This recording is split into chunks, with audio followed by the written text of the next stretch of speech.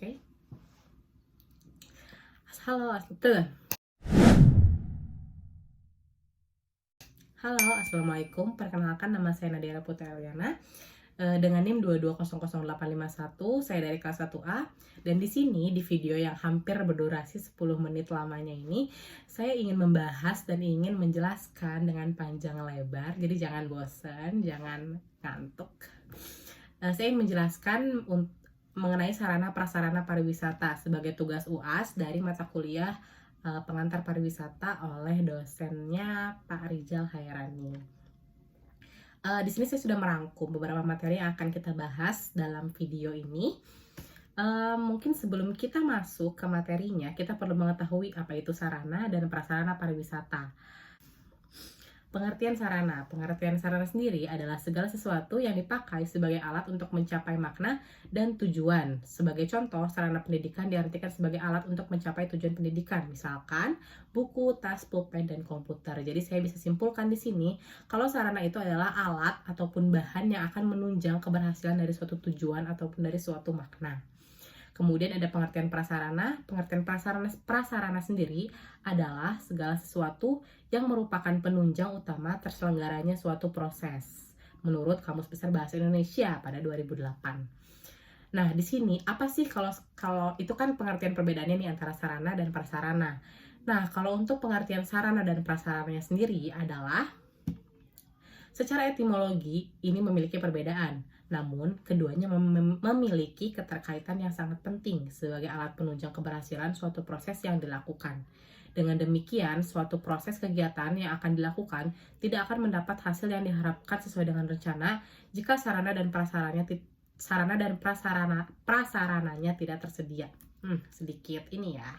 Jadi kalau bisa saya simpulkan kembali di sini, sarana prasarana sendiri itu adalah alat penunjang ataupun bahan-bahan ataupun kayak bumbu-bumbu dalam suatu tujuan atau dalam suatu proses yang tidak akan terselenggara proses tersebut apabila sarana atau prasarana ini tidak menunjang ataupun tidak tersedia.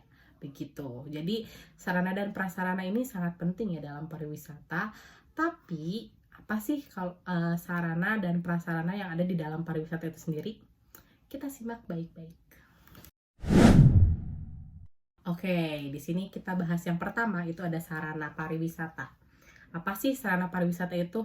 Dari rangkuman yang sudah saya cari berdasarkan riset-riset dan juga berbagai artikel, sarana sendiri dibagi menjadi 3. Ada sarana pokok, sarana pelengkap, dan ada sarana penunjang kepariwisataan.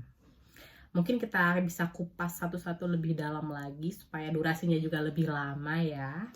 Pertama, kita harus mengenal apa itu sarana pariwisata. Sarana pariwisata adalah segala sesuatu yang melengkapi dan bertujuan untuk memudahkan proses kegiatan pariwisata yang supaya dapat berjalan dengan lancar. Sarana ini adalah penunjang dari keberhasilannya suatu proses. Dan di sini proses yang kita bahas adalah proses pariwisata. Sarana kepariwisataan dibagi menjadi 3. Yang pertama akan kita bahas dari sarana pokok ini adalah main tourism superstructure atau sarana pokok. Sarana pokok kepariwisataan adalah perusahaan yang hidup dan kehidupannya sangat tergantung kepada kedatangan orang yang melakukan perjalanan wisata. Saya simpulkan di sini, sarana pokok kepariwisataan itu adalah perusahaan ataupun jasa yang mereka itu nggak akan bisa berkembang kalau wisatawan itu nggak membeli produk atau jasa mereka. Jadi bingung? Aku kasih 6 contoh di sini. Pertama ada travel agent. Bingung apa itu travel agent? Travel agent, di sini akan saya jelaskan. Atau biro perjalanan adalah suatu usaha yang menyediakan jasa perencanaan perjalanan wisata dan penyelenggaraan wisata, termasuk seperti pemesanan tiket, akomodasi, serta pengurusan dokumen perjalanan. Ada banyak banget nih contoh travel agent yang ada di Indonesia. Itu ntar mereka biasanya ngasih paket tour gitu atau paket-paket wisata yang bisa kalian pilih. Dan kemudian yang kedua ada angkutan wisata. Angkutan pariwisata adalah angkutan dengan menggunakan mobil bus umum yang dilengkapi dengan tanda-tanda khusus untuk keperluan pariwisata atau keperluan lain di luar pelayanan angkutan dalam trayek, seperti untuk keperluan keluarga, sosial, dan yang lainnya. Dan yang pasti ini untuk keperluan pariwisata ya, makanya ada tanda-tanda pariwisata. Contohnya seperti yang umum deh, bus-bus pariwisata. Kemudian yang ketiga ada rumah makan. Restoran atau rumah makan adalah usaha yang mencakup jenis usaha jasa pangan yang bertempat di sebagian atau seluruh bangunan permanen yang menjual dan menyajikan makanan dan minuman untuk umum di usahanya. Rumah makan ini gak usah dikasih contoh lah ya, pasti semua udah pada ngerti rumah makan itu kayak apa. Keempat, ini yang paling penting, yaitu ada akomodasi, di mana akomodasi atau penginapan adalah tempat di mana wisatawan dapat menginap maupun beristirahat dengan penyediaan fasilitas yang baik dengan pelayanan makanan dan minuman. Sebagai contohnya, kalau akomodasi ini ada hotel, ada motel, ada guest house, ada banyak banget. Di sini itu akomodasi berperan sebagai tempat istirahat bagi wisatawan, dan sarana ini juga tidak akan berkembang kalau wisatawan itu nggak ada yang menginap ataupun tidak ada yang memakai jasa pelayanan di dalam akomodasi ini gitu. Kemudian yang kelima ada objek wisata. Objek wisata adalah suatu tempat yang menjadi kunjungan pengunjung karena mempunyai sumber daya baik alami maupun buatan manusia. Kenapa ini masuk sebagai sarana pokok? Karena biasanya wisatawan itu datang ke suatu tempat atau ke suatu daerah itu karena objek wisatanya. Kayak misalnya nih, aku pengen banget datang ke Bali karena ada objek wisatanya yaitu pantai gitu. Makanya objek wisata ini masuk ke dalam sarana pokok dari pariwisata. Kemudian yang terakhir ada atraksi wisata. Kalau atraksi wisata ini adalah apa yang bisa kita lihat dan dilakukan wisatawan di destinasi tersebut. Berarti masih nyambung sama objek wisata dong. Bisa keindahan alam, budaya masyarakat setempat, peninggalan bangunan bersejarah, serta atraksi buatan seperti sarana permainan dan hiburan gitu. Berarti atraksi wisata ini ada di dalam objek wisata, ataupun kalau buatan itu ada di luar objek wisata. Seperti contohnya kayak Dufan atau Disneyland gitu. Oke, yang kedua ada sarana pelengkap kepariwisataan atau supplementing tourism superstructure, yaitu perusahaan-perusahaan atau tempat-tempat yang menyediakan fasilitas untuk rekreasi yang fungsinya tidak hanya melengkapi sarana pokok kepariwisataan, tapi sarana pelengkap kepariwisataan ini juga bisa membantu untuk membuat wisatawan tinggal lebih lama di destinasi tersebut gitu.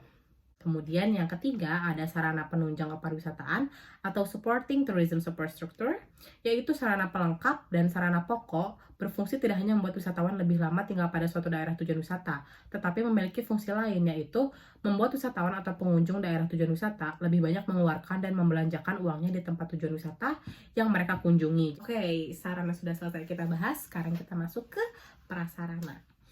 Apa sih prasarana pariwisata? Prasarana pariwisata sendiri adalah sumber daya alam dan sumber daya manusia yang mutlak dibutuhkan oleh wisatawan dalam perjalanannya di daerah tujuan wisata, seperti jalan, listrik, air, telekomunikasi, terminal, jembatan, dan lain sebagainya.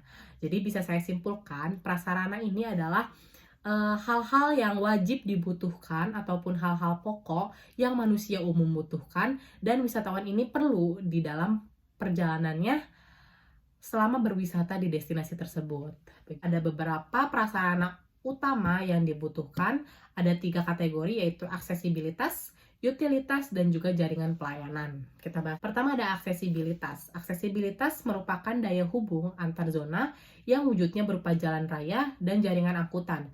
Aksesibilitas merupakan faktor penting dalam proses berwisata. Tingkat kemudahan untuk menjangkau suatu kawasan wisata dilihat dari aksesibilitas yang berupa kondisi jalan raya, ketersediaan roda angkutan untuk menuju kawasan wisata tersebut, dan peningkatan aksesibilitas berarti mempersingkat waktu serta biaya perjalanan. Dan di sini kita highlight atau kita membold kata-kata peningkatan aksesibilitas berarti mempersingkat waktu dan biaya perjalanan. Itu betul banget. Karena aksesibilitas itu, karena kalau misalnya kita mudah berpindah ataupun kita lebih cepat berpindah, itu tuh otomatis waktu dan biaya itu tuh kita nggak akan terbuang sia-sia. Semakin susah aksesibilitasnya, semakin tidak mau juga dong wisatawan untuk datang. Kemudian yang kedua ada utilitas. Yang termasuk dari kelompok utilitas itu adalah listrik. Kemudian yang kedua ada air bersih, persediaan air minum, toilet, dan juga musola. Jadi ini itu kelima tersebut adalah termasuk dari utilitas prasarana pariwisata. Oke, aku baru dapat ini sabta pesonanya. Mohon maaf, aku lupa. Pertama ada aman, tertib, bersih, sejuk, indah, ramah, dan kenangan. Nah, di sini ada poin bersih. Kalau misalnya utilitas dari listrik, air bersih, persediaan air minum, toilet, dan musola ini nggak ada di dalam destinasi, otomatis destinasi ini tidak mencangkup dari ketujuh sabta pesona. Oke, yang terakhir ada jaringan pelayanan dari prasarana pariwisata. Apa sih jaringan pelayanan dari prasarana pariwisata itu? Yang pertama ada pelayanan kesehatan dalam bentuk pos kesehatan ataupun persediaan P3K. Dan yang terakhir ada keamanan dalam bentuk pos keamanan beserta pihak keamanan ataupun oknum petugas agar terhindar dari tindakan-tindakan kriminal selama berada di kawasan wisata. Oke, selesai video penjelasan dari sarana prasarana pariwisata saya. Ini mungkin lebih ke podcast kali ya, walaupun tanpa mikrofon tapi jelas sekali suara aku. Sekian, semoga ini cukup 10 menit. Ternyata susah juga ya membuat tugas UAS 10 menit itu. Mungkin sekian podcast so asik dan edukatif tentu saja karena saya anak UPI, anak pendidikan dari sarana prasarana pariwisata. Sekian, terima kasih. Wassalamualaikum. Ting.